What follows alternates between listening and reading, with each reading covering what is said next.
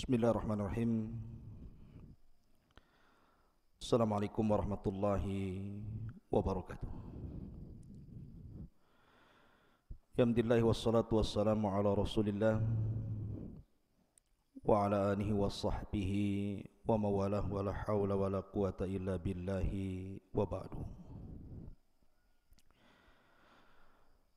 Alhamdulillah, di pagi hari ini Allah Subhanahu wa taala masih banyak memberikan nikmat kepada kita sehingga kita bisa melaksanakan salat subuh berjamaah.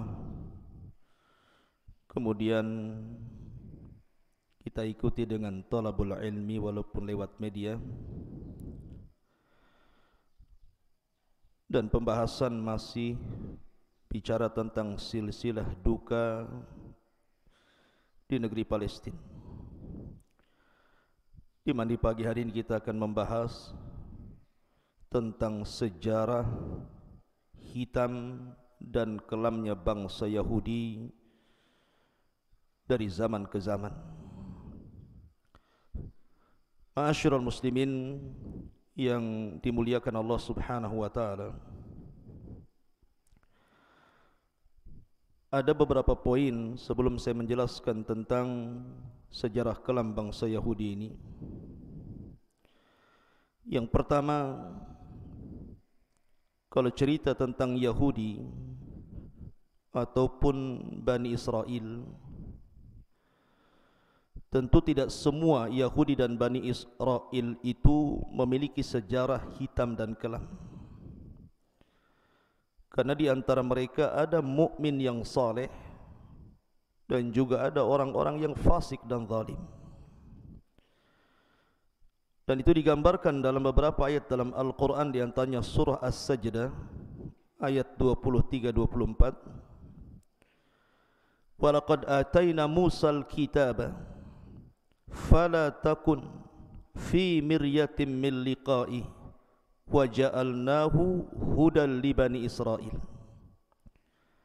wa ja'alna minhum a'immatan yahduna bi amrina lamma sabaru wa kanu bi ayatina yuqinun. Dan sungguh telah kami anugerahkan kitab Taurat kepada Nabi Musa, maka janganlah engkau wahai Muhammad ragu-ragu untuk menerima Al-Quran. Dan kami jadikan kitab Taurat petunjuk bagi Bani Israel, dan kami jadikan di antara mereka para pemimpin-pemimpin yang memberikan petunjuk dengan perintah kami selama mereka bersabar dan mereka mengimani ayat-ayat kami. Dalam ayat ini bahwa tidak semua Bani Israel memiliki sejarah kelam. Ada pemimpin-pemimpin Bani Israel yang memberikan petunjuk kepada manusia karena perintah Allah Azza wa Jalla. Tapi lihat dalam surah An-Nisa ayat 160 sampai 162. Allah Subhanahu wa taala mengatakan, "Fa bidzulmin minal ladzina hadu harramna 'alaihim thayyibatin uhillat lahum wa bisaddihim an sabilillahi katsira wa akhdhihimur riba wa qad nuhu anhu wa aqlihim amwalan nasi bil batil wa a'tadna lil kafirina minhum adzaban alima." Karena kezaliman orang-orang Yahudi, kami haramkan bagi mereka makanan yang baik-baik yang dulu pernah dihalalkan kepada mereka. Dan karena mereka sering menghalangi manusia dari jalan Allah, dan karena mereka menjalankan riba padahal sungguh mereka telah dilarang darinya, dan karena mereka memakan harta dengan cara yang tidak sah alias batil, dan kami sediakan untuk orang-orang kafir di antara mereka adab yang sangat pedih. Maka dari dua ayat ini menunjukkan bahwa tidak semua Yahudi ataupun Bani Israel jahat, tidak. Ada orang-orang baik di antara mereka. Ini yang pertama. Yang kedua, akan tapi secara umum Bani Israel yang lama, maksudnya Bani Israel tempo dulu, rata-rata mereka adalah orang-orang yang kufur dan bermaksiat kepada Allah Azza wa Jalla. Artinya sedikit sekali di antara mereka yang tidak kufur. Makanya Allah Subhanahu wa taala menyebutkan dalam surah Al-Maidah ayat 66, "Walau annahum aqamut Taurata wal Injil wa ma unzila ilaihi mir rabbihim la akalu min fawqihim wa min tahti arjulihim minhum ummatan muqtasidatun wa katsirum minhum sa'a ma ya'malun."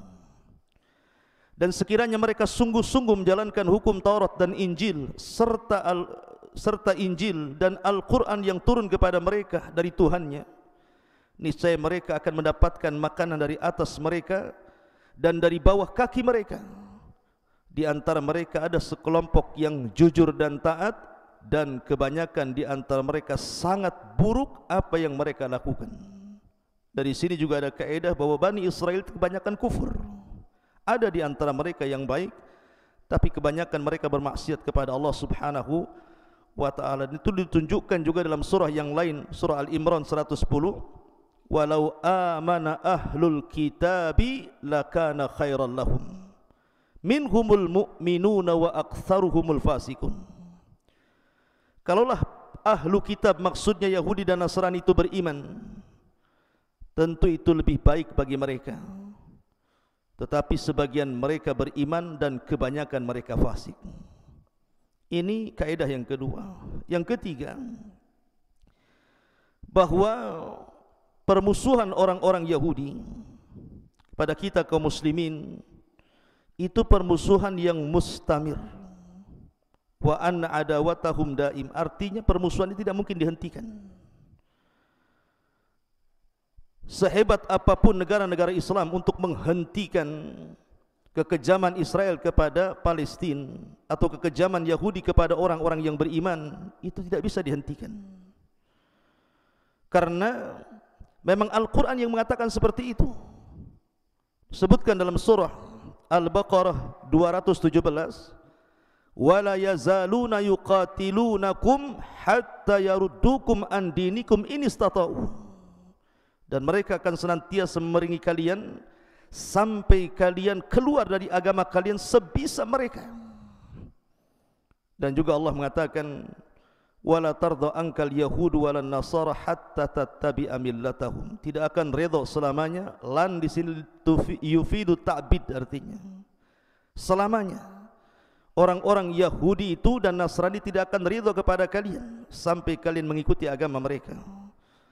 Artinya kita tidak heran kalau orang-orang Yahudi membantai kaum muslimin, memerangi kaum muslimin dengan seluruh kemampuan mereka, karena itu sudah dicantumkan dalam Al-Quranul Karim. Kemudian yang keempat, ma'asyiral muslimin yang dimuliakan Allah Subhanahu wa taala, bahwa Allah mengisyaratkan dalam Al-Quran, Allah mengisyaratkan dalam Al-Quran bahwa akan terjadi kehinaan dua kali, kehancuran dua kali bagi bangsa Yahudi. Dan itu disebutkan dalam surah Al-Isra ayat 4. Allah mengatakan, "Wa qadayna ila bani Israila fil kitabi latufsidunna fil ardi marrataini wa la ta'luwanna uluwan kabira." Dan kami telah pastikan kepada Bani Israel yang tercatat dalam Alkitab Al-Quran bahwa mereka akan merusak di bumi dua kali, dan mereka akan dihinakan juga dua kali. Ma'asyiral muslimin yang dimuliakan Allah Subhanahu wa taala, tentu ada sejarah di sini, dan sudah saya singgung sedikit tentang masalah ini pada kajian sebelumnya, bahwa ketika Bani Israel itu semakin jauh dari ajaran nabinya, bahkan sebagian mereka kemudian banyak yang menyembah berhala, maka diutus kepada mereka raja zalim. Dan penghancuran pertama dilakukan oleh Bukhtun Nasr, di mana Bukhtun Nasr, Raja Babil ini datang ke Palestina, kemudian menghancurkan Yahudi sehancur-hancurnya. Sebagian mereka dibunuh, anak-anak dan perempuannya ditawan, dibawa ke Irak, dan begitu seterusnya. Kemudian juga yang kedua kalinya terjadi di masa Isa bin Maryam, ketika mereka mulai membunuh para nabi. Yahya dibunuh, Zakaria dibunuh, bahkan Isa pun upaya pembunuhan terjadi. Akan tapi Allah angkat Isa ke langit. Maka didatangkan kepada mereka orang-orang Romawi, orang Romawi ini kemudian kembali menjajah Bani Israel sampai akhirnya mereka terhina 2 kali. Ini satu penafsiran.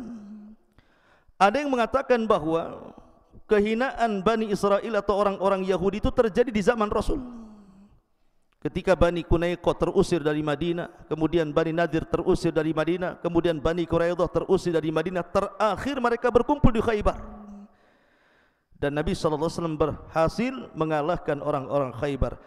Maka dari sini orang-orang Yahudi akan terus terhina. Makanya di zaman Umar bin Khattab, Persia dikuasai sampai ke Baitul Maqdis. Kemudian terulang di zaman Salahuddin Al-Ayyubi, juga terulang lagi Baitul Maqdis dikuasai kaum muslimin.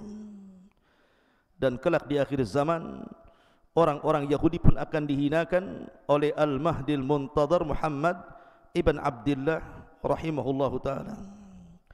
Ma'asyiral muslimin yang dimuliakan Allah Azza wa Jalla. Kemudian yang nomor 5, Allah Subhanahu wa ta'ala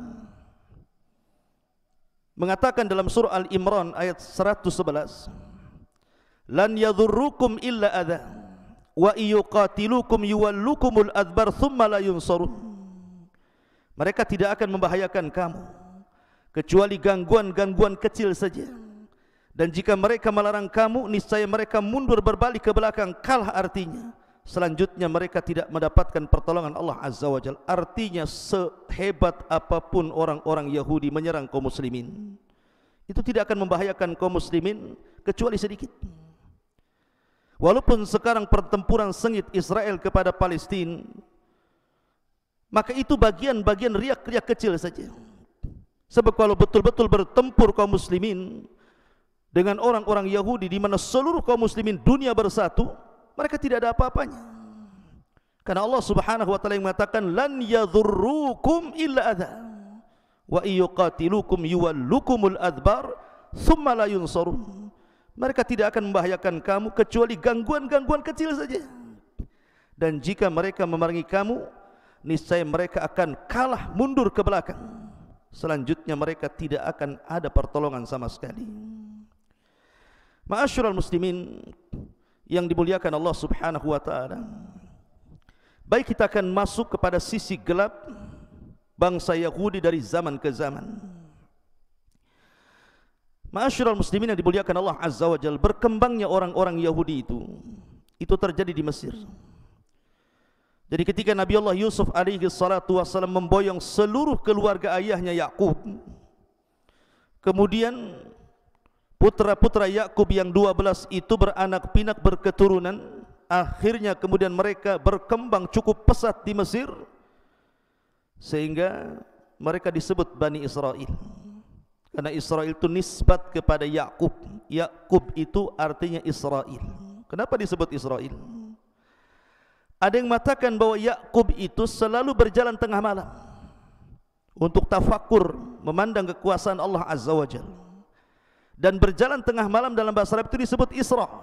Makanya ada perjalanan Rasul itu Isra Mi'raj. Kenapa Isra? Karena perjalanan tengah malam.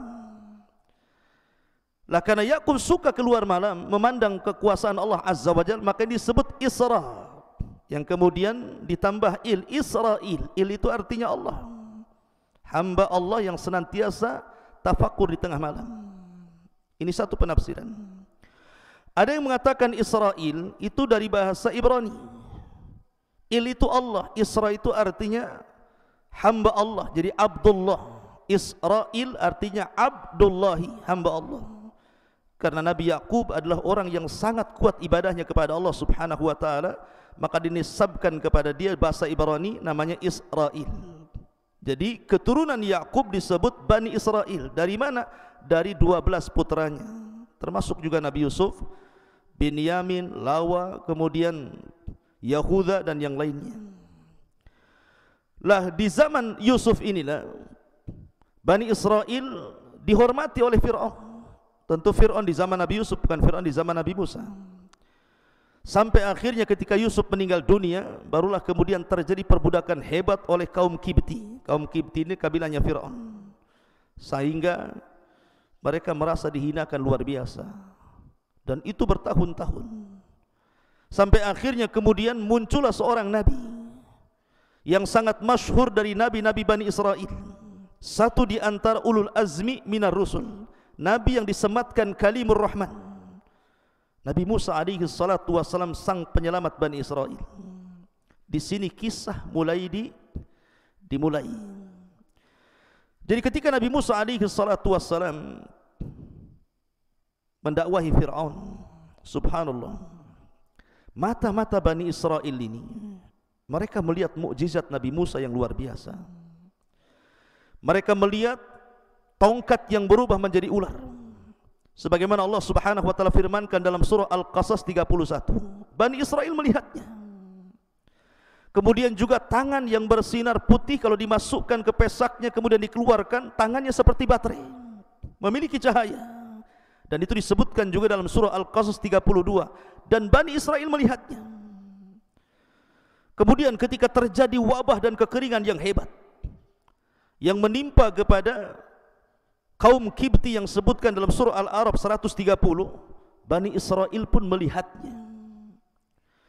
Kemudian ketika membuat banjir sungai Nil, dan itu juga disebutkan di dalam Al-Quran surah Al-A'raf 133, Allah mengatakan fa arsalna alaihimut tufan wal jarad wal qummal wad dafadi wad dama ayatin mufassalatin fastakbaru wa kanu qauman mujrimin. Maka kami kirimkan kepada mereka tufan, di mana sungai Nil itu meluap airnya, bahkan belalang, kutu, katak, darah, air minum berubah menjadi darah, sebagai bukti-bukti yang jelas. Tetapi mereka tetap menyombongkan dirinya. Mereka adalah kaum yang berdosa. Artinya Bani Israel melihat mukjizat ini. Kemudian juga melenyapkan uang.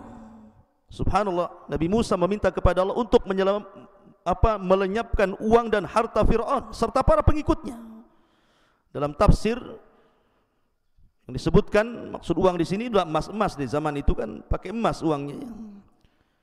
Sehingga Allah Subhanahu wa taala mengatakan dalam surah Yunus ayat 88.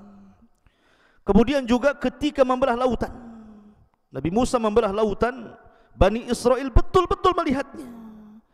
Sampai-sampai ketika mereka mengatakan wa inna la mudrakun, wahai Musa, mereka sudah mengepung kami, gimana ini? Musa menenangkan Bani Israel dan mengatakan, tenang, inna ma'iyallah sayahdin, kebersamaan kita dengan Allah akan berikan petunjuk. Akhirnya kemudian dipukulkan tongkat itu di Laut Merah. Laut Merah menjadi 12 jalan sesuai dengan jumlah kabilah. Bani Israel melihatnya. Kemudian juga mengeluarkan air dari bebatuan, sebagaimana Allah Subhanahu wa taala menyebutkan dalam surah Al-A'raf 160. Wa idh istasqa Musa liqaumihi faqul nadrib bi asakal hajar fanfajarat min khuthnata asyrata aina. Dan ingatlah ketika Musa memohon air untuk kaumnya, lalu Allah berfirman, pukullah batu itu dengan tongkatmu, lalu mancarlah air darinya 12 mata air. Bani Israel betul-betul melihatnya. Artinya Bani Israel itu diberikan karunia mampu melihat mukjizat Nabi Musa. Akan tetapi saya katakan, walaupun Bani Israel melihat begitu banyak mukjizat yang Allah tampakkan di hadapan mereka dari Nabi Musa alaihi salatu wassalam, tapi Bani Israel ini kaum yang kufur, tidak bersyukur, keras kepala, degil. Bahkan ketika baru saja dilewatkan dari sungai Nil, kemudian Fir'aun ditenggelamkan dan mereka melihatnya. Ketika Fir'aun sudah tenggelam itu, mereka enggak percaya Fir'aun tenggelam, sehingga mereka meminta Nabi Musa untuk diperlihatkan jasadnya. La haula wala quwata illa billah. Akhirnya Allah Subhanahu wa taala mengembalikan jasad Fir'aun. Baru setelah dilihat oleh Bani Israel, baru yakin Fir'aun itu mati. Sudah jelas-jelas mereka melihat Fir'aun itu tenggelam, masih juga ingin melihat jasadnya. Cukup saya di sini? Tidak. Akhirnya setelah kemudian berjalan sebentar, meninggalkan Laut Merah itu, rupanya mereka melihat ada satu daerah penyembah berhala. Banyak patung yang disembah di situ. Sehingga Allah Subhanahu wa taala gambarkan dalam surah Al-A'raf 138, wajawazna bani Israil bi bani Israil al-bahra. Kemudian fa'atau ala qaumin yaqufuna ala asnamil lahum qalu ya Musa ij'al lana ilahan kama lakum alihah qala innakum qaumun tajhalun. Kata Allah, ketika kami sudah selamatkan nih Bani Israel ini dari kejaran Fir'aun dan tidak ditenggelamkan di Laut Merah, tiba-tiba mereka lewat di sebuah kaum yang mereka i'tikaf terhadap patung-patung mereka. Tiba-tiba mereka mengatakan, ya Musa, jadikan untuk kami banyak Tuhan sebagaimana mereka juga banyak Tuhan. Musa marah dan mengatakan, kalian ini kaum yang jahil. Ayat ini pernah dibacakan Rasul ketika perang Hunain. Jadi sahabat ini dalam perang Hunain itu kan banyak orang yang baru masuk Islam. Dalam perjalanan perang itu melihat pohon bidara yang sangat besar. Teringat kepada sejarah ketika mereka di masa jahiliyah kalau berperang itu selalu tabaruk dengan pohon itu, menggantungkan pedang-pedang mereka di situ. Sehingga mereka mengatakan kepada Nabi SAW, ya Rasulullah ij'al lana dhata anwat kama lahum dhatu anwat. Ya Rasul, jadikan gantungan pedanglah untuk kami tabarruk sebagaimana mereka juga punya gantungan pedang. Rasul marah. Akhirnya Nabi SAW sampai bertakbir 3 kali dan mengatakan, qultum kama qalat Banu Israel li Musa. Kata-kata kalian itu persis seperti permintaan Bani Israel kepada Musa, ij'al lana ilahan kama lahum aliyah. Jadikan banyak Tuhan sebagaimana mereka juga banyak Tuhan. Kalian ini kaum yang jahil, sudah dapat hidayah mau sesat, begitu artinya. Lihat, Bani Israel ini sudah diselamatkan, sudah tampak mukjizat Nabi Musa, masih juga mau kufur. Bagaimana sejarah ini terulang? Ma'asyiral muslimin yang dimuliakan Allah Subhanahu wa taala. Kemudian juga masih dalam perjalanan menuju negeri yang disucikan, banyak peristiwa di sini yang menunjukkan sejarah kelam dan hitamnya bangsa Yahudi saat bersama Nabi Musa menuju Palestina. Di antaranya adalah ketika mereka lewat di sebuah tempat mereka tidak bisa keluar dari situ. Jadi mereka nyasar, mungkin bahasa kitanya, tidak bisa keluar dari situ. Rupanya diingatkan Nabi Musa oleh para uqalah, orang-orang yang berakal atau tokoh-tokoh dari Bani Israel ini, bahwa ada wasiat Nabi Yusuf. Ada wasiat Nabi Yusuf. Sebelum Nabi Yusuf meninggal dunia, Nabi Yusuf meminta agar jasadnya tidak dikubur di Mesir, tapi dibawa ke Palestina, dikubur di Palestina. Ini yang menjadikan tersesatnya Musa dan Bani Israel karena tidak membawa jasad Nabi Yusuf. Dari sini ada kisah di zaman Nabi SAW. Nabi SAW setelah pulang dari Khaybar, melawan Khaybar dan berhasil menaklukkan orang-orang Yahudi Khaybar, dan itu perang terakhir melawan orang-orang Yahudi. Pulang Rasul dengan para sahabat kehabisan bekal. Di tengah jalan dia pun mampir di seorang nenek dari nenek-nenek Bani Israel, nenek-nenek Yahudi, nenek Yahudi di zaman Rasul yang berada di perbatasan kota Madinah. Maka Rasul minta dijamu. Maka nenek itu pun menjamu Rasul dan para sahabatnya, memberikan makanan dan begitu seterusnya. Tiba-tiba kemudian Nabi SAW mengatakan, ingat bahwa Nabi itu tidak pernah melupakan kebaikan orang. Sekecil apapun kebaikan, pasti Nabi akan mengingatnya dan akan membalasnya. Makanya Nabi SAW mengatakan, nek, kau sudah berbuat baik kepadaku, sekarang kira-kira timbal balik dari kebaikanmu itu apa? Maka nenek ini mengatakan, ya Muhammad, saya tidak ingin apapun kecuali berikan pembantu kepadaku, biar aku tidak bekerja keras. Yang kedua, berikan unta kepadaku supaya aku tidak jalan kaki, aku punya kendaraan. Kemudian yang ketiga, berikan kalban yahrusu ghanami, anjing yang bisa menjaga ternak-ternakku. Kemudian berikan ini, itu macam-macam. Heran Rasul, ini kebaikan secuil tetapi balasannya minta banyak. Maka Nabi SAW mengatakan kepada nenek Yahudi ini, nek, kata Nabi SAW, lemahkah dirimu untuk seperti nenek di zaman Bani Israel? Lemahkah dirimu wahai nenek untuk seperti nenek di zaman Bani Israel? Sahabat heran, apa maksudnya Rasulullah ini? Maka Nabi SAW menceritakan, dahulu Nabi Musa pernah tersesat bersama Bani Israel karena tidak membawa jasadnya Nabi Yusuf. dan tidak ada yang tahu kuburan Nabi Yusuf kecuali seorang nenek dari Bani Israel. Akhirnya kemudian Nabi Musa pun mendatangi nenek itu. Kemudian kata Nabi Musa, wahai nenek, tunjukkan di mana kuburan Nabi Yusuf.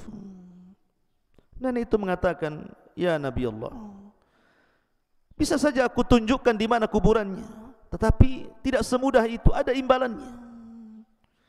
Kata Nabi Musa alaihi salatu wasalam, apa imbalannya? Maka nenek itu mengatakan, an akuna ma'aka fil jannah, jadikan aku temanmu di sorga. Nabi Musa kaget, hanya menunjukkan di mana kuburan Nabi Yusuf, permintaannya sebagai timbal baik kebaikannya supaya dia menjadi teman Nabi Musa di sorga. Sorga bukan milik Nabi Musa. Nabi Musa terdiam sampai akhirnya Jibril datang mewahyukan kepada Nabi Musa bahwa nenek itu pantas mendapatkan itu. Akhirnya ditunjukkanlah kuburan Nabi Yusuf, kemudian digali karena jasad Nabi tidak mungkin dimakan tanah, masih tetap utuh. Akhirnya kemudian dibawalah jasadnya Nabi Yusuf menuju Palestina. Lihat bagaimana wanita di zaman Rasul hubbud dunya, sangat mencintai dunia, padahal orang sudah tua itu lebih dekat kepada akhirat dibandingkan kepada dunia. Ma'asyiral muslimin yang dimuliakan Allah Subhanahu wa taala. Kemudian juga setelah Nabi Musa alaihi salatu wasallam terus berjalan, di antara peristiwa-peristiwa dalam perjalanan itu, ketika Nabi Musa alaihi salatu wassalam diuji oleh Allah Subhanahu wa taala tidak bisa keluar di padang pasir. Alasannya karena Bani Israel tidak bisa diajak kerjasama. Ketika mereka sampai di perbatasan Palestina, tinggal masuk saja ke Palestina lewat jalur Ariha, kota tertua di dunia. Tiba-tiba mereka takut dengan orang-orang Kan'aniyun, penduduk asal Arab yang sudah tinggal di Palestina sebelumnya. Sehingga kemudian mereka mengatakan kepada Nabi Musa alaihi salatu wassalam, karena lancang, lihat lancangnya Bani Israel, orang-orang Yahudi ini, idhab anta wa rabbuka faqatila inna hahuna qaidin. Wahai Musa, kalau kau ingin mengajak perang kami tidak sanggup, sudah lelah kami berjalan. Kalau kau ingin perang sana sendiri, ajak Tuhanmu berperang berdua, biar kami nonton di sini, siapa yang kalah siapa yang menang. Dari situlah Allah Subhanahu wa taala turunkan azab kepada Bani Israel. Ketika mereka berada di padang pasir, disebar kabut di mana-mana, sehingga mereka tidak bisa keluar dari negeri itu. Bayangkan, kabut di mana-mana. Setiap mereka berjalan ke sana, balik lagi ke sini. Makanya Allah Subhanahu wa taala menyebutnya dalam Al-Qur'an sebagai Ardutih, negeri linglung. Mereka dilinglungkan, tidak bisa keluar dari situ. Bayangkan, itu padang pasir. Tidak ada tanaman, tidak ada air, tidak ada tumbuh-tumbuhan, betul-betul padang pasir kering kelontang. Kalau seandainya bukan karunia Allah, mereka bisa mati kelaparan. Tetapi Bani Israel ini degil. Mereka datang kepada Nabi Musa meminta makanan yang turun dari langit, ma'idatan minas sama. Ditolak Nabi Musa? Tidak. Nabi Musa tidak menolaknya. Nabi Musa justru mengabulkannya. Akhirnya Nabi Musa alaihi salatu wasallam berdoa kepada Allah Subhanahu wa taala. Dari situlah Allah Subhanahu wa taala tiba-tiba kemudian menurunkan dua makanan yang sangat lezat. Yang pertama disebut al-manna, yang kedua disebut salwa. Manna itu semacam madu, salwa itu semacam daging burung. Ada yang mengatakan roti yang ada daging di dalamnya, itu manna salwa. Dan itu sudah diletakkan Allah Azza wa Jalla di waktu mereka harus makan. Jadi kalau seandainya makan 3 kali, pagi, siang, sore, mereka tinggal ngambil saja. Kemudian mereka mengeluh kepada Nabi Musa, ya Musa, tidak ada pohon, kami panas. Akhirnya Nabi Musa alaihi salatu wasallam berdoa, kemudian didatangkan awan di kepala mereka. Awan ini menaungi mereka dari panas matahari. Kemudian mereka mengatakan, ya Musa, kami haus. Akhirnya Nabi Musa alaihi salatu wassalam memukulkan tongkat di batu, kemudian terpancar 12 mata air. Wa idhistasqa Musa liqaumihi faqul nadrib bi asakal hajar fangfajarat min khuthnata asyrata aina. Kenapa tidak satu mata air untuk rame-rame? Kenapa mesti 12? Karena Bani Israel itu satu kabilah dengan kabilah yang lainnya bermusuhan. Makanya Allah mengatakan apa? Tahsabuhum jami'an wa qulubuhum syatta. Kau lihat mereka bersatu. Tidak, orang Yahudi itu mereka bercerai-berai di antara mereka. Makanya biar tidak ribut, dibuat masing-masing mata air. Kabilah Benyamin sendiri, kabilah Yusuf sendiri, kabilah Yahuda sendiri, kabilah Lawas sendiri, dibuat masing-masing. Karena mereka terkenal suka bertikai. Lama mereka diberikan nikmat oleh Allah Subhanahu wa taala seperti itu. Tapi apa yang terjadi? Rupanya mereka bosan memakan manna dan salwa itu. Akhirnya kemudian karena bosannya memakan manna dan salwa, maka mereka pun meminta kepada Nabi Musa alaihi salatu wassalam untuk makan makanan yang lain. Kami pengen sayuran, kami pengen bawang-bawangan. Nabi Musa alaihi salatu wassalam heran dengan perilaku Bani Israel. Kenapa diberikan makanan yang enak tetapi memilih makanan yang tidak enak? Makanya Allah Subhanahu wa taala gambarkan di dalam Al-Quran sendiri tentang bagaimana kisah Bani Israel yang meminta kepada Nabi Musa makanan selain makanan yang telah dianugerahkan kepada mereka dari langit. Allah Subhanahu wa taala menjelaskan dalam surah Al-Baqarah, di antaranya adalah ketika mereka meminta makanan-makanan itu, Nabi Musa sempat marah dan mengatakan, ihbitum misran fa inna lakum ma sa'altum. Kalau kalian ingin sayur-sayuran, ingin bawang-bawangan, kalian tinggal turun ke kota-kota. Misran di sini bukan Mesir, artinya kota-kota. Kalian tinggal turun ke kota-kota, ke desa-desa, ke daerah-daerah, tinggal beli dapat. Tapi manna dan salwa ini berbeda. Karena manna dan salwa ini makanan dari langit. Lah sebab itulah akhirnya Allah Subhanahu wa taala hinakan orang-orang Yahudi, hinakan Bani Israel karena mereka menentang nabinya. Kemudian juga di antara kisah yang lain juga yang masih di Arduti tadi, ketika Nabi Musa alaihi salatu wassalam datang dengan rombongan Bani Israel, orang-orang Kan'an ini ketakutan. Lah ada seorang murid Nabi Musa yang menguasai Ismul A'zam, nama-nama yang sangat agung, yang kemudian ditugaskan Nabi Musa untuk berdakwah di negeri Kan'an. Namanya Bal'am ibn Ba'ura. Lah orang-orang Jabariyun ini, orang-orang Kan'an ini datang kepada Bal'am dan mengatakan, ya Bal'am, Nabi Musa datang dengan pasukan Bani Israel hendak menyerbu kami. Sebaiknya kau berdoa kepada Allah Azza wa Jalla untuk kehancuran mereka. Bal'am ini ulama Bani Israel, dan dia orang soleh Bani Israel, bukan orang biasa. Bal'am tidak mau pada awalnya, tapi karena setiap hari didatangkan harta, didatangkan jabatan macam-macam, akhirnya luluh juga hatinya. Kemudian dia berdoa kepada Allah Subhanahu wa taala untuk mendoakan kecelakaan Nabi Musa.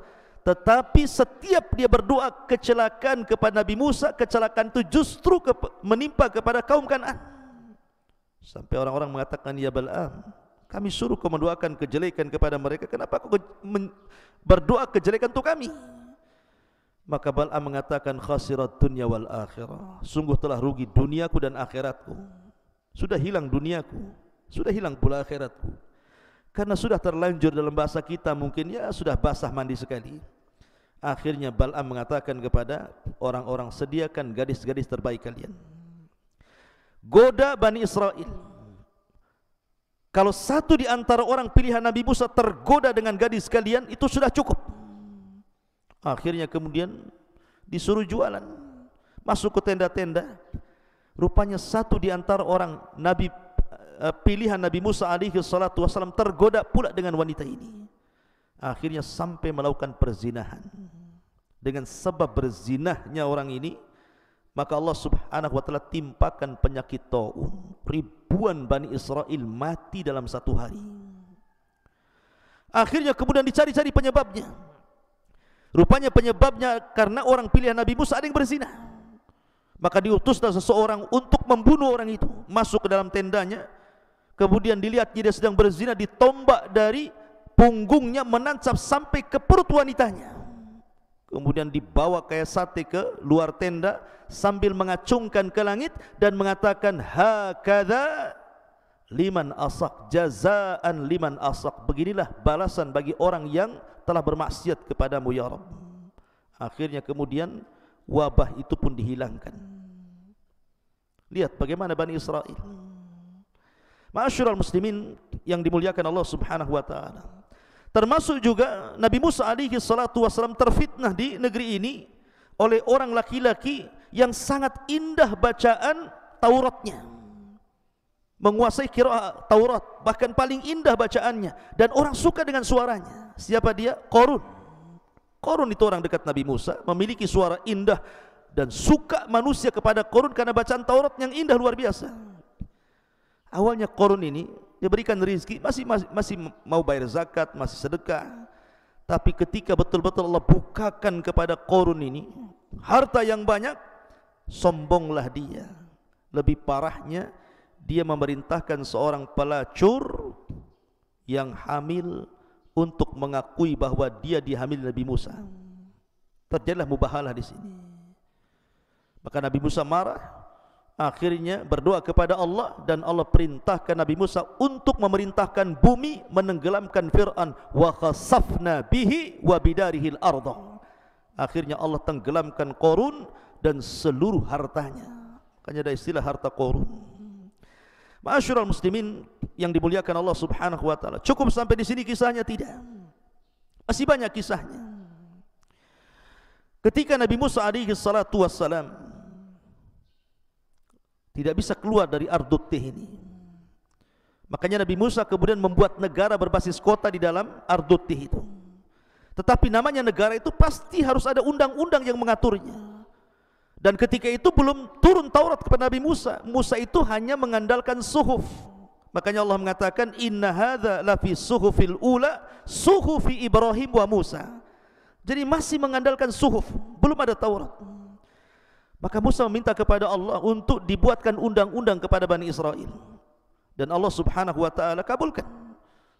Musa disuruh keluar dari Ardut Tih menuju Bukit Saina. Ketika itu Musa mengatakan kepada Harun, pimpin Bani Israel, aku tidak lama, hanya 40 malam saja. Berkat Nabi Musa. Ketika 40 malam ini, rupanya 10 hari sebelum kepulangan Nabi Musa, Bani Israel kufur. Kenapa kufur? Rupanya ada orang munafik di zaman itu yang membuat patung anak sapi namanya Samiri. Samiri inilah yang kemudian memurtadkan sebagian besar Bani Israel. Karena ketika Bani Israel ini dari Mesir melintasi Laut Merah itu, sebagian mereka merasa terbebani dengan emas-emasnya, karena sebagian emas itu adalah emasnya milik kaum Kibti.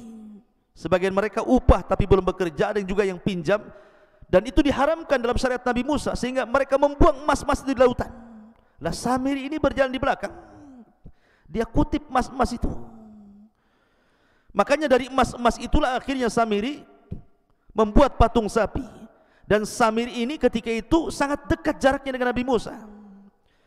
Ketika Nabi Musa tiba-tiba di sampingnya ada orang yang berbaju putih, tiba-tiba memerintahkan sesuatu, kaget Samiri.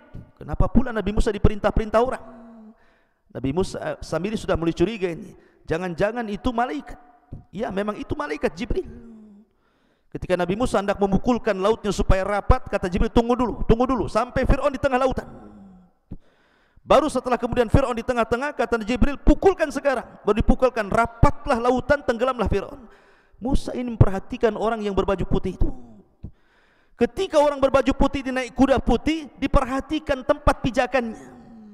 Setiap dia memijak, diambil pasirnya, memijak, diambil pasirnya. Dan ingat bahwa simbol kematian itu kambing dan simbol kehidupan itu kuda.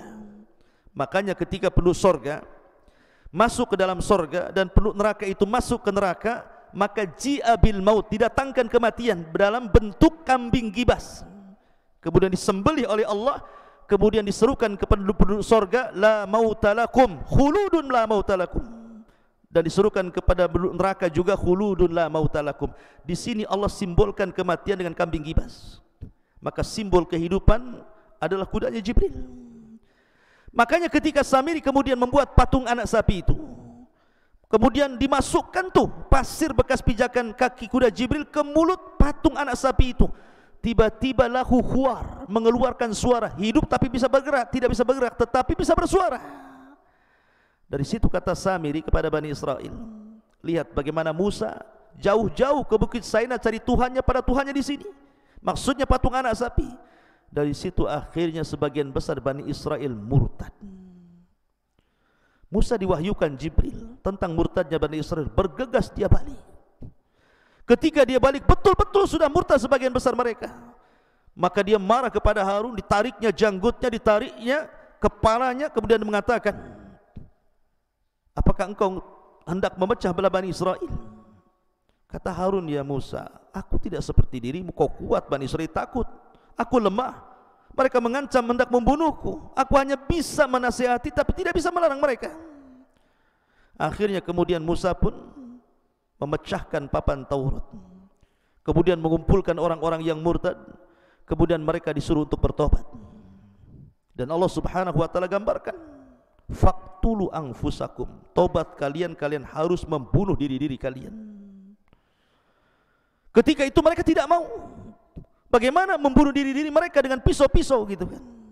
Karena mereka tidak mau, maka Musa marah, kemudian berdoa kepada Allah Subhanahu wa taala, diangkatnya bukit Tur di atas kepala mereka. Ketika bukit Tur di atas kepala mereka, Musa mengatakan, kalian mau bertobat atau bukit ini kami timpakan kepada kalian, mati juga. Akhirnya mereka memilih untuk mati bertobat, dan bukit Tur dikembalikan kepada asalnya. Mereka pun saling membunuh di antara mereka, dan itu bentuk tobatnya. Lihat bagaimana kedegilan Bani Israel, ditinggal 40 malam bisa kufur. Ma'asyiral muslimin yang dimuliakan Allah Subhanahu wa taala. Kemudian juga peristiwa yang lain yang terjadi selama perjalanan Nabi Musa alaihi salatu wassalam, ketika orang-orang ingin mendengar kalam Allah, mereka meminta kepada Nabi Musa, ya Musa, kami ingin mendengar bagaimana Tuhanmu bicara denganmu. Karena Nabi Musa itu disebut kalimullah, Nabi yang suka berdialog dengan Allah. Akhirnya Nabi Musa kabulkan, ayo, tapi ikut saya ke Bukit Saina. Akhirnya Musa pun berangkat duluan, dan mereka belakangan. Sesampainya Nabi Musa di Bukit Saina itu, Nabi Musa berdialog dengan Allah. Suaranya terdengar, karena ketika itu banyak kabut. Suaranya terdengar oleh Bani Israel yang ada di belakangnya. Jadi sengaja Allah memperdengarkan suaranya kepada Nabi Musa dan kepada Bani Israel, 70 pilihan Bani Israel yang ikut di belakangnya. Tapi karena ada terhalang kabut, mereka hanya bisa mendengar dialognya Musa dengan Rabbnya, Allah Subhanahu wa taala. Setelah kabut itu hilang, akhirnya mereka pun masih kurang yakin. Sampai-sampai mereka mengancam Nabi Musa dan mengatakan, lan nu'mina laka hatta narallaha jahrah. Wahai Musa, kami belum yakin sampai kami melihat Tuhanmu. Padahal awalnya mereka minta diperdengarkan suara Allah, sekarang minta pula diperlihatkan. Kurang ajar tidak tuh? Apa yang terjadi? Maka Allah mengatakan, fa akhadathhumus sa'iqatu wa antum tanzurun. Allah kirim petir sehingga mereka semua mati. Setelah kemudian mereka mati, Allah hidupkan kembali. Baru mereka sadar bahwa permintaan itu mustahil. Bagaimana mungkin Allah bisa dilihat?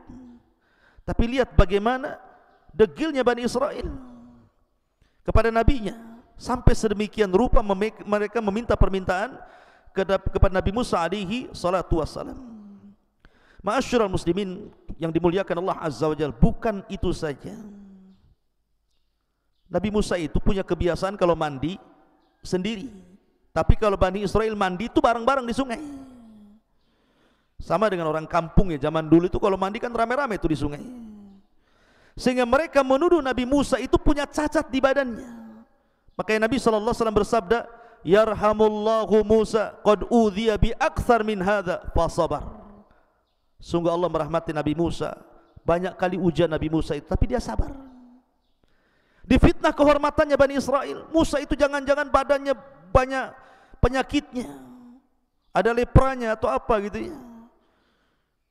Jadi suatu ketika Nabi Musa mandi. Nah, mandi di sini, mungkin Bani Israel sebelah sana begitu ya. Dia letakkan pakaian di atas batu.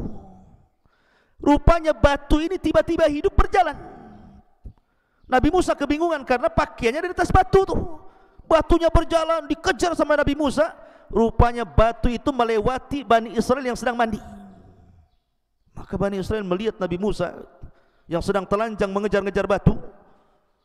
Mereka baru melihat, demi Allah tidak ada badan yang lebih indah dibandingkan sosok Nabi Musa alaihi salatu wasallam. Baru mereka sadar bahwa apa yang mereka tuduhkan tidak benar. Lihat, sampai mereka mencacati kehormatan Nabi Musa alaihi salatu wasallam. Ma'asyiral muslimin yang dimuliakan Allah Subhanahu wa taala. Kemudian juga ketika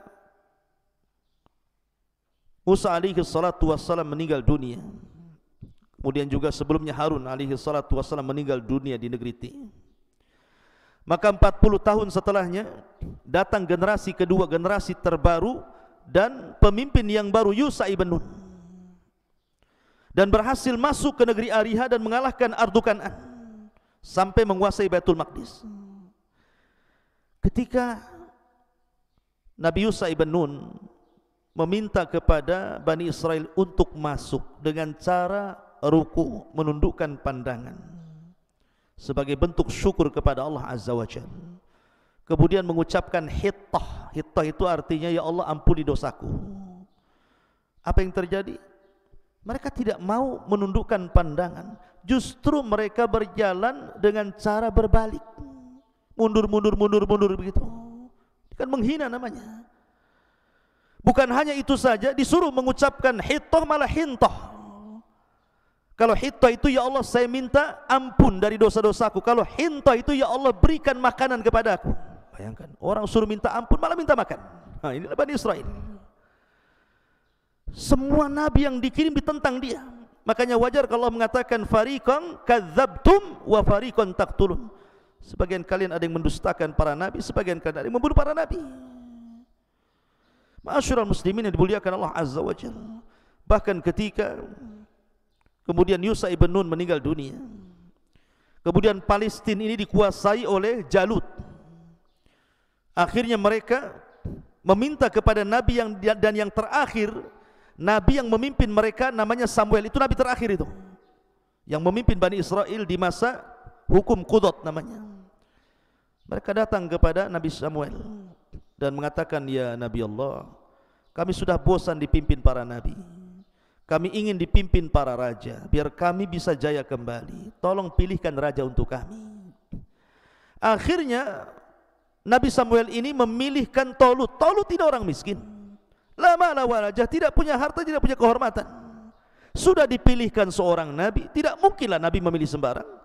Mereka mengatakan, ya Nabi Allah, kenapa mesti Tolut? Kenapa nggak ada orang lain? Raja itu kan harusnya kuat, harusnya punya kecerdasan, harusnya punya harta yang banyak. Ini siapa Tolut ini? Kami tidak kenal dia. Tapi kemudian Samuel mengatakan, Tolut ini dilebihkan oleh Allah, dia pilihan Allah. Kemudian dilebihkan tenaganya, dilebihkan kecerdasannya. Memang tidak ada hartanya, tapi alamat bahwa dia akan menjadi raja kalian, nanti tabut akan sampai kepadanya. Karena tabut itu kan dicuri oleh orang Jalut, dan tabut ini adalah barang yang sangat diberkahi. Makanya Nabi Musa kalau perang itu selalu membawa tabut, dan kalau bawa tabut pasti menang. Lah tabut itu dicuri, makanya mereka lemah. Tiba-tiba betul Allah mengirim malaikat membawa tabut, dilayangkan di langit, persis diletakkan di depan Tolut. Baru mereka yakin Tolut raja mereka. Berangkatlah mereka jihad. Tolut membuat aturan di sini. Kalau kalian ingin perang bersama saya, nanti akan melewati sungai syariah. Di sungai syariah ini kalian tidak boleh minum banyak kecuali hanya satu tegukan saja. Kalau tidak, kalian tidak berhak menjadi pasukanku. Berangkatlah sampai di sungai syariah itu. Rupanya Karena mereka sudah berjalan lama lewat padang pasir, lembah, gunung, bukit, haus juga mereka. Ketika melihat air, banyak pula mereka minum, hanya sedikit yang meminum satu tegukan itu. Ada yang mengatakan jumlah mereka dari 80.000, sisanya hanya 4.000 yang ikut Talut. Yang 4.000 ini pun ketika kemudian melihat tentara Jalut yang besar-besar, yang banyak pasukannya, ciut juga. Akhirnya sebagian mereka lari tunggang langgang dan hanya tersisa 314 orang. Bayangkan, tinggal 314 orang aja, persis seperti tentara Badar. Ma'asyiral muslimin yang dimuliakan Allah Azza wa Jalla. Lah dari sinilah akhirnya Allah menangkan dengan terbunuhnya Jalut di tangan Nabi Allah Daud alaihi salatu wassalam, yang kemudian tampuk kepemimpinan jatuh kepada anaknya lagi namanya Nabi Allah Sulaiman. Dan ini kerajaan Bani Israel terkuat sepanjang sejarah, di mana Nabi Sulaiman memimpin kerajaan Bani Israel yang sangat kuat dan luar biasa. Ma'asyiral muslimin, ini sejarah kelam bangsa Yahudi zaman lampau sebelum kenabian Nabi sallallahu alaihi wasallam. Mari kita lihat beberapa akhlak orang-orang Yahudi dan berkaitan dengan zaman sebelum diutusnya Rasul, zaman di masa kenabian dan kerasulan Nabi sallallahu alaihi wasallam, dan di zaman setelahnya. Bagaimana akhlak mereka? Yang pertama, catatan hitam orang-orang Yahudi, dan itu tercantum semua dalam Al-Quran. Orang Yahudi itu syiddatul adawati lil mu'minin.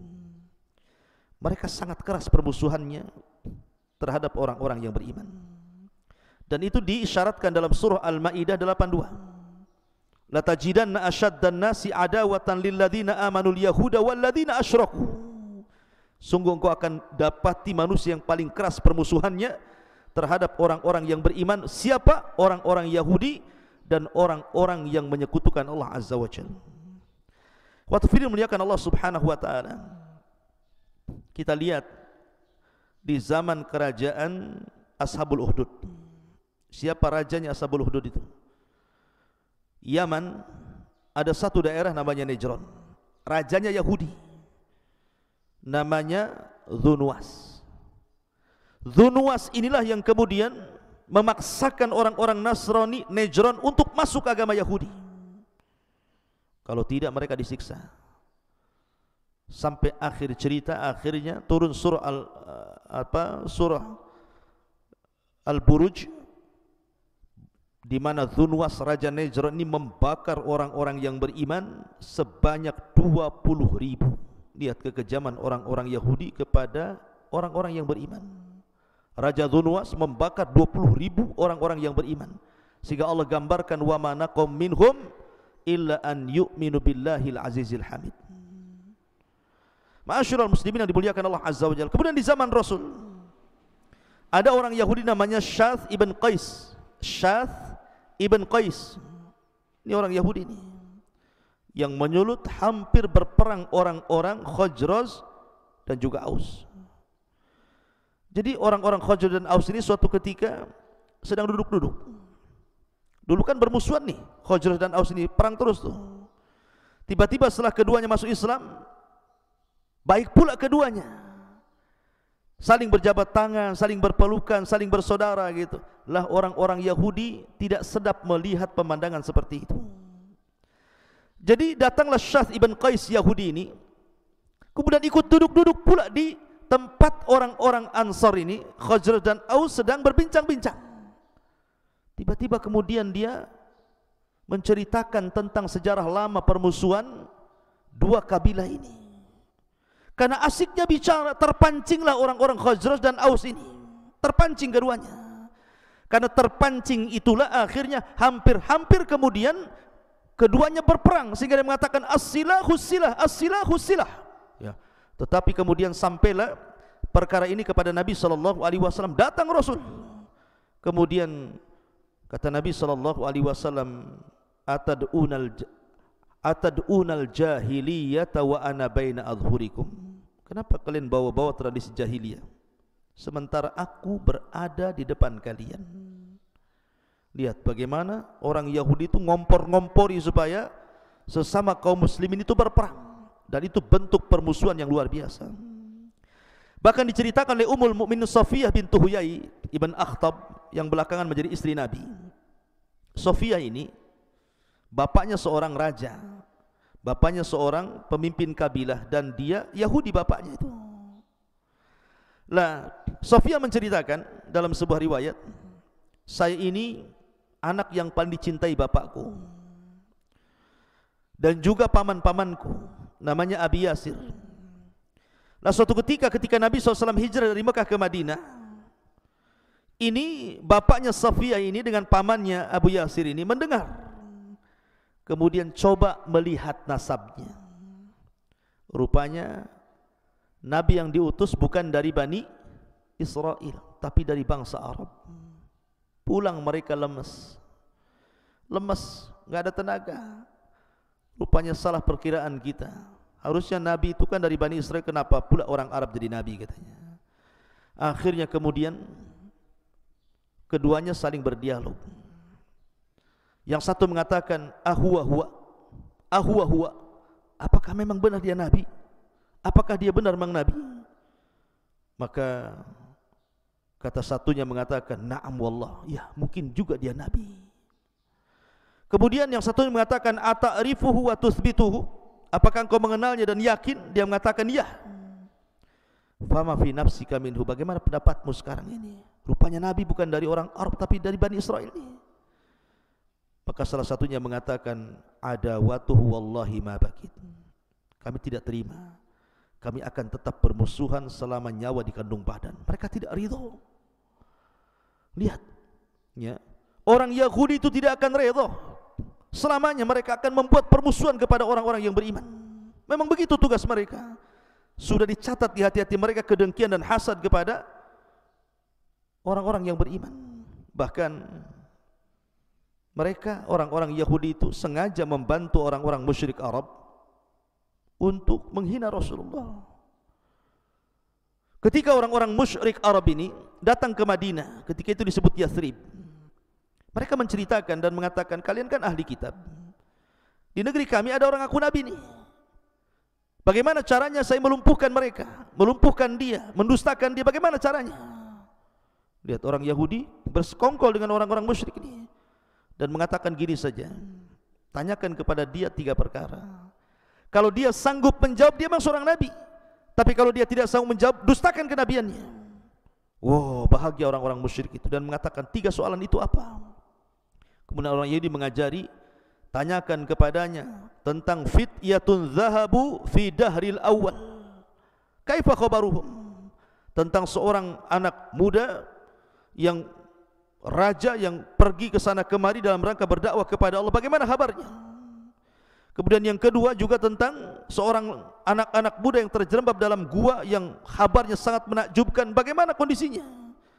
Termasuk juga soal ruh, tanyakan coba. Subhanallah ikhwan. Akhirnya kemudian orang-orang musyrik bahagia dengan 3 soalan ini, karena pasti si Muhammad tidak mungkin bisa jawab. Lihat, mereka diberikan amunisi orang-orang Yahudi. Ketika datang ke Mekah, mereka mengatakan, ya Muhammad, jawablah 3 soalan kami. Kalau kau bisa menjawab, kami beriman. Kalau tidak bisa menjawab, kudustakan kenabianmu. Rasul senang mendengar hal itu, karena Rasul yakin Jibril akan memberitahu jawabannya. Tapi kesalahan Rasul tidak mengucapkan insya Allah. Lupa dia mengucapkan insya Allah. Harusnya Rasul mengatakan, ya besok saya jawab insya Allah. Tapi Nabi SAW kemudian lupa mengucapkan insya Allah. 1 hari Jibril tidak turun, 2 hari, 3 hari, 1 minggu, 2 minggu, 3 minggu, hampir 1 bulan. Orang-orang pun mulai mencemooh Nabi SAW. Sampai akhirnya Jibril turun memberikan tahu jawabannya. Ma'asyiral muslimin yang dimuliakan Allah Subhanahu wa ta'ala. Kemudian juga kita lihat bahwa bagaimana upaya pembunuhan, permusuhan kepada Nabi sallallahu alaihi wasallam itu sampai dilakukan dengan cara upaya pembunuhan.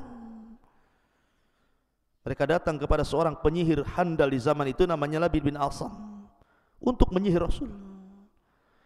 Berhasil. Makanya salah satu penyebab asbab nuzulnya Muawwidhataini itu dalam kisahnya Labid ibn Asam mencuri sisir Rasul. Di situ ada lilitan-lilitan rambut Rasul, Dengan sebab bukhul itulah akhirnya Labid bin Asam berhasil menyihir Rasul. Ada yang mengatakan 6 bulan Rasul terkena sihir. Ma'asyiral muslimin yang dimuliakan Allah Azza wa Jalla. Bahkan sepulangnya Rasul dari Khaybar, Rasul diracun oleh seorang wanita namanya Zainab bintul Harith, wanita Yahudi, dan berhasil memakan sedikit racun yang dihidangkan dalam paha kambing itu.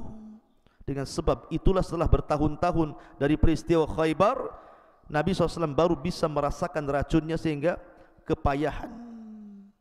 Ma'asyiral muslimin yang dimuliakan Allah Subhanahu wa taala, itulah permusuhan orang-orang Yahudi sejak zaman Rasul sampai hari ini, bahkan sampai kiamat dibangkitkan. Kemudian yang kedua, akhlak buruk mereka adalah qatlul anbiya'i war rusul. Mereka berusaha membunuh para nabi dan para rasul sejak zaman dulu.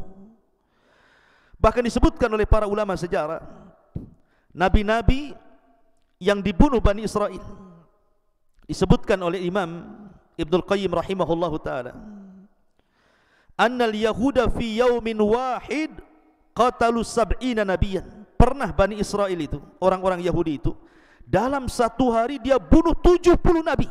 Dalam satu hari 70 nabi dibunuh. Subhanallah, heran sekali. Dan itu di zaman Nabi Ilyas alaihi salatu wassalam. Bahkan masih kata-kata Imam Ibnul Qayyim rahimahullah ta'ala, bal qatalu asyara alaf nabi. Bahkan setiap hari ada saja nabi yang dibunuh, sampai jumlah mereka 10.000 nabi. 10.000 nabi dibunuh oleh orang-orang Yahudi. Lah di antara nabi-nabi yang dibunuh itu yang sangat masyhurlah kisahnya Nabi Yahya, dibunuh oleh orang-orang Yahudi dengan cara dipenggal kepalanya. Kemudian Nabi Zakaria digergaji ketika dia sembunyi dalam pohon, juga dibunuh oleh orang-orang Yahudi. Kemudian juga upaya pembunuhan kepada Isa bin Maryam, tapi Allah angkat Isa ke langit sehingga tidak jadi dibunuh, karena Isa salah satu ulul azmi minar rusul, dan Rasul bukan Nabi, sehingga tidak ada Rasul yang dibunuh. Kemudian juga di antara Nabi yang dibunuh adalah Yusa ibn Nun. Yusa ibn Nun dibunuh oleh orang Yahudi. Upaya pembunuhan. Tidak dibunuh, tapi ada upaya pembunuhan ketika Nabi Musa alaihi salatu wassalam meninggal dunia. Dituduh orang-orang Yahudi bahwa yang membunuh Nabi Musa itu Nabi Yusa. Bayangkan, dia dituduh membunuh Nabi Musa, sampai geram Bani Israel ini dan hendak membunuh Nabi Yusa. Tapi setelah kemudian jelas bahwa dia bukan pembunuhnya, tapi Nabi Musa memang sudah ajalnya datang, akhirnya kemudian tidak jadi. Kemudian juga ada nabi namanya Nabi Sya'iyah, salah satu Sya'iyah ibn Amis, Sya'iyah ibn Amsiyah, dari nabi-nabi Bani Israel, itu pun dibunuh oleh orang Yahudi. Kemudian Nabi Armiyah juga itu dibunuh oleh orang Yahudi, termasuk Nabi Daniel. Nabi Daniel juga dibunuh orang-orang Yahudi di Mesir. Kemudian juga Nabi Hazkiel dibunuh. Kemudian juga Nabi Amus dibunuh. Bahkan saya katakan upaya pembunuhan pun terjadi kepada para nabi, termasuk Rasul sallallahu alaihi wasallam. Jadi banyak sekali nabi-nabi yang dibunuh, sampai Allah Subhanahu wa taala jelaskan dalam Al-Qur'an, yaqtulunal anbiya bighairil haq. Mereka membunuh para nabi tanpa hak dibenarkan. Dan itu sifat yang buruk bagi orang-orang Yahudi. Kemudian yang ketiga, tahrifut Taurat. Mereka suka merubah-rubah Taurat. Dan itu difirmankan dalam surah Al-Baqarah 75, afatatma'una an yu'minu lakum wa qad kana fariqum minhum yasma'una kalamullah thumma yuharrifuna min ba'di ma aqaluhu wa hum ya'lamun. Maka apakah kamu, wahai kaum muslimin, sangat mengharap mereka akan percaya kepadamu, sedangkan segolongan dari mereka mendengar firman Allah lalu mereka mengubah-ubahnya setelah memahaminya, padahal mereka mengetahui? Itulah kebiasaan orang Yahudi, merubah kitab-kitab suci. Ma'asyiral muslimin yang dimuliakan Allah Azza wa Jalla, salah satu kisahnya adalah disebutkan oleh Ibnu Jarir rahimahullahu ta'ala dengan sanad dari Ibn Zaid. Jadi ketika Nabi Musa alaihi salatu wassalam pulang membawa papan Taurat, Kemudian sebagian mereka sudah murtad. Papan itu dilempar sampai berkecai. Dengan sebab itulah menyimpangnya Bani Israel, karena papannya sudah hancur, untuk merangkai kembali susah. Lah, ditambah-tambah kemudian tangan-tangan kotor orang-orang Yahudi yang mereka betul-betul merubah-rubah. Contoh yang mudah saja, ketika terjadi perang Persia dan Romawi, kemudian Persia mengalahkan Romawi. Banyak orang-orang Yahudi yang tergabung di Romawi itu, mereka karena takut diperbudak akhirnya lari ke sana kemari meminta suaka. Salah satunya lari ke kota Madinah yang dulu disebut Yathrib. Lah, mereka berkeyakinan kenapa sampai di kota Madinah? Karena dalam perjanjian lama mereka bahwa di situ akan muncul seorang nabi. Sampai dalam mempelajari nabi yang akan muncul di akhir zaman itu, ya'rifunahu kama ya'rifuna abna'ahum, mengenali nabi yang muncul itu lebih kenal dibandingkan anak-anak mereka. Tapi setelah datang nabi itu, apa yang terjadi? Mereka hapus nama Ahmad dan Muhammad dalam Taurat mereka. Yuharrifunal kalima ammawadi, mereka merubah-rubah isi Taurat, tidak mengakui adanya kenabian Rasul sallallahu alaihi wasallam. Padahal kita dalam Islam sangat mengakui Isa sebagai nabi Nasrani dan Musa sebagai nabi Yahudi. Tapi mereka mengingkari nabi kita. Bahkan ada kisah di zaman Nabi SAW, ada tokoh Yahudi namanya Abdullah ibn Salam. Abdullah ibn Salam ini tokoh besar Yahudi di zaman itu di Madinah. Kemudian dia mengatakan, ya Rasulullah atau ya Muhammad, inni sa'iluka anil asya la ya'lamuha illa nabi. Oke Muhammad, saya akan bertanya 3 perkara. Kalau kau bisa menjawab, memang kau seorang nabi. Kemudian kata Rasul, apa pertanyaannya? Maka kata Abdullah ibn Salam ini, yang pertama, awal tanda-tanda kiamat itu apa? Yang kedua, makanan penduduk surga yang pertama dimakan itu apa? Yang ketiga, kalau bayi lahir, kenapa pula mirip bapak ibunya? Kemudian Rasul menjawab 1, 2, 3, dijawab oleh Rasul dan semua benar. Tiba-tiba Abdullah bin Salam mengatakan, asyhadu an la ilaha illallah wa asyhadu annaka Rasulullah. Aku bersaksi bahwa tidak ada sembahan yang berhak disembah kecuali Allah dan engkau adalah utusan Allah. Masuk Islamlah Abdullah ibn Salam. Dia tokoh Yahudi besar. Kemudian Abdullah ibn Salam mengatakan, ya Rasulullah, panggillah orang-orang Yahudi, tanya mereka soal diriku sebelum kau habarkan keislamanku kepada mereka. Maka Rasul memanggil orang-orang Yahudi, kemudian Abdullah bin Salam disembunyikan. Kemudian kata Nabi SAW, bagaimana menurut kalian tentang Abdullah bin Salam? Maka mereka memuji dan mengatakan, Sayyiduna wabnu Sayyidina, dia adalah tuan kami, anak dari tuan kami. Alimuna wabnu alimina, dia adalah orang yang paling alim di antara kami. Dia orang anak yang paling alim di antara kami. Dipujinya Abdullah bin Salam. Sudah dipuji, tiba-tiba keluar Abdullah bin Salam. Kemudian mengatakan, kata Abdullah bin Salam, asyhadu an la ilaha illallah wa asyhadu anna Muhammadar Rasulullah. Tiba-tiba setelah dia mengucapkan 2 kalimat syahadat di hadapan orang-orang Yahudi, berbalik pujian itu menjadi celaan. Safihuna wabnu safihina, dia orang jahil kami, anak dari orang jahil kami. Hakiruna wabnu hakirina, dia orang yang paling hina di antara kami, anak orang yang paling hina di antara kami. Subhanallah, dicelanya Abdullah bin Salam. Begitulah mereka. Makanya kemudian Allah Subhanahu wa taala turunkan ayat ya, tentang masalah ini, tentang masalah Abdullah bin Salam, sampai akhirnya orang-orang Yahudi ini mengatakan kepada Nabi sallallahu alaihi wasallam, "Oke Muhammad, sebenarnya malaikat siapa yang turun kepadamu memberikan wahyu kepadamu?" Kata Nabi SAW, "Jibril datang kepadaku." Ketika mendengar kalimat Jibril, marah mereka. "Oh, Jibril yang terlibat perang itu ya?" katanya. "Coba kalau kau katakan yang turun kepadamu bukan Jibril tapi Mikail yang membawa rizki kepada kami, kami beriman. Tapi karena yang menurunkan wahyu Jibril kepadamu, maka Jibril musuh kami. Kami tolak syariatmu." Dari sini turun surah Al-Baqarah 9798. "Qul man kana aduwwa li Jibril fa innahu nazzalahu ala qalbika biidznillah musaddiqan lima baina yadayhi wa huda wa busyra lil mu'minin man kana aduwan lillah wa malaikatihi wa rusulihi wa jibril wa mikal fa innallaha adu lil kafirin. Turun ayat ini. Barang siapa yang musuh Allah, malaikatnya, rasulnya, Jibril, Mikail, maka dia adalah musuh Allah Subhanahu wa taala. Mereka adalah musuh. Fa innallaha, sungguhnya Allah musuh bagi orang-orang kafir. Ma'asyiral muslimin yang dimuliakan Allah Subhanahu wa taala, banyak tentang akhlak-akhlak orang Yahudi, masa kelam dan gelap orang-orang Yahudi, karena waktu juga yang sangat sedikit. InsyaAllah kita akan lanjutkan di lain kesempatan, melanjutkan tentang sejarah hitam dan kelamnya bangsa Yahudi dari zaman ke zaman. Mudah-mudahan ada manfaatnya. Akhirnya saya tutup dengan kafaratul majlis. Subhanakallah bihamdika, asyhadu an la ilaha illa anta, astaghfiruka wa atubu ilaik. Allah ta'ala. Assalamualaikum warahmatullahi wabarakatuh.